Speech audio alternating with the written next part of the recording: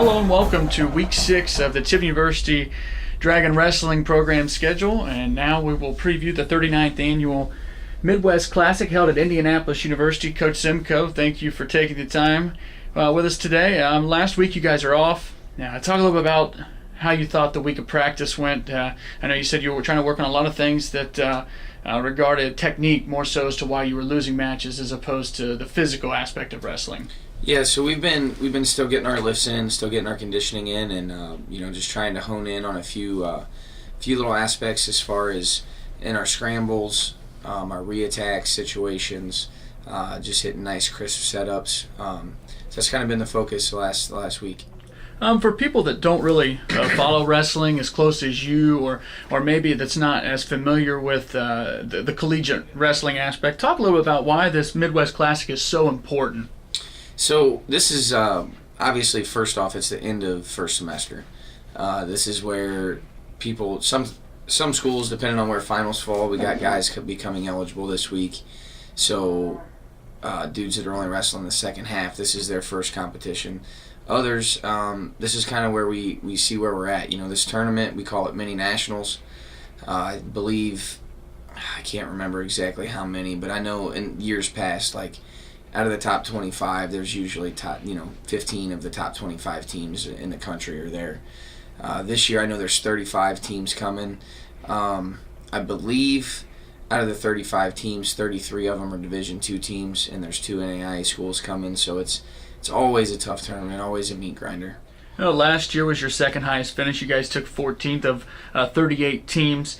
This year, you talk about the teams that are coming into it, and the teams in your region, you have 15 teams in Super Region 2. 5 of them are ranked in the top 25. Those rankings just released on December 1st. Talk a little bit about, you've looked at the rankings, talk a little about them, and talk a little bit about the strength of your region. Yeah, our region's really tough. Last year, not only in our region, but in our conference, the top 4, the 4 teams that were in our conference last year, we finished 7th, 8th, 9th, and 12th in the country. And that was just 4 of the teams.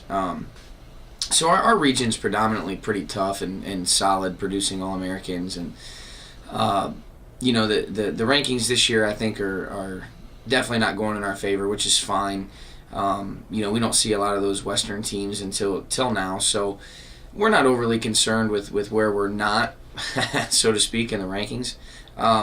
It is what it is. I think we got some guys that are going to go out there and surprise some people, and I think people are going to have to realize what Tiffin wrestling is here in a minute. In regards to those rankings, is there any real reason that you can think of as to why your team may not be getting the respect or the rankings? Because, you look in years past and the success you guys have had at nationals, both as a team and individually.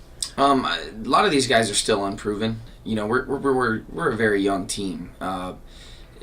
Going through our lineup, Zeppi and Trey, they're both ranked still. I believe individually, the last rankings that I saw, they were both ranked still.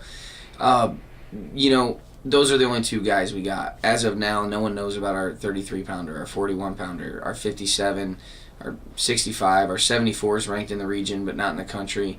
And we're just young. So I think a lot of these guys are just unproven in the eyes of some of these other coaches that are voting, and I think after this weekend, we'll see a big change. If you go out and perform well in the region, you would suspect that the next round of rankings you would be in the top 25. I would think so. I know the initial rankings that came out, we were just outside. I think we were like 27 or something. We received votes, whatever. And again, this is, to me, the first year we haven't been in for quite a while, so it's I don't want to say it's funny. But it's been motivating, as a coach and as athletes. These guys they don't like that, so they're used to being, ranked and part of a program that is ranked. So they're pushing to get there. You mentioned finals week earlier. It is that here on the campus of Tiffin University. Talk a little bit about the struggle, or your struggle as a coach to try and keep the kids focused on their academics. Passing those finals and staying eligible, and also staying focused on wrestling with this Midwest Classic looming.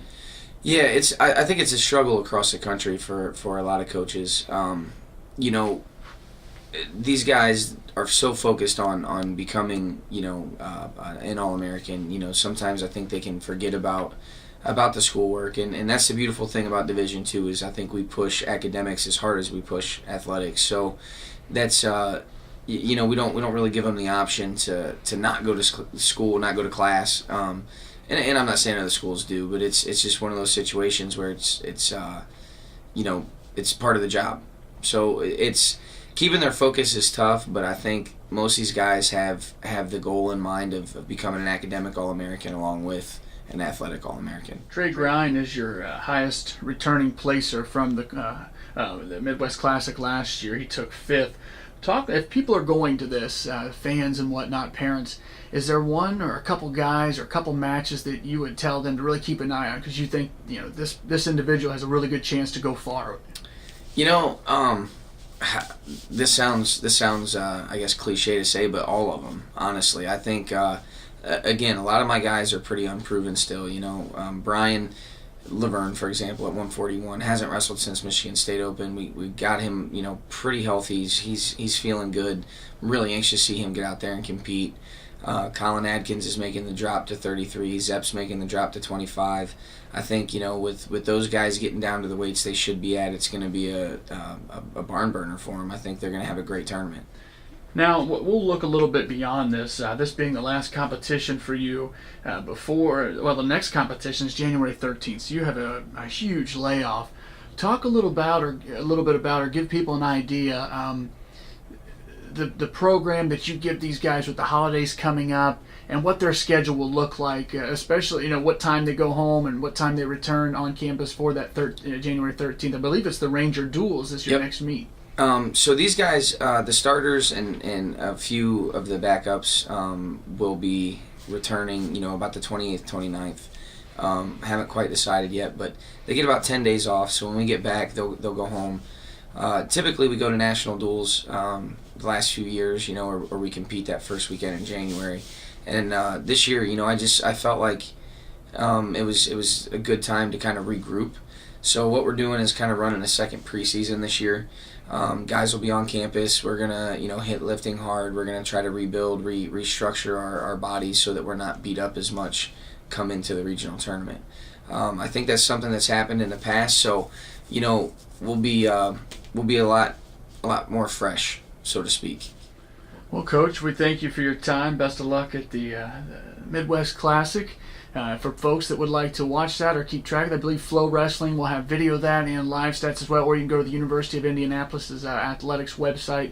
They'll have live stats for that as well. Like I said, Coach, best of luck. Thank you for taking the time with us, and we probably won't do another one of these till right around the first week in January. So till next time, everybody, thank you for tuning in, and if you'd like more information on Tiffin University Wrestling or Coach Simcoe and his staff, you can go to gotiffindragons.com. Thanks, Coach. Thank you very much. Happy holidays.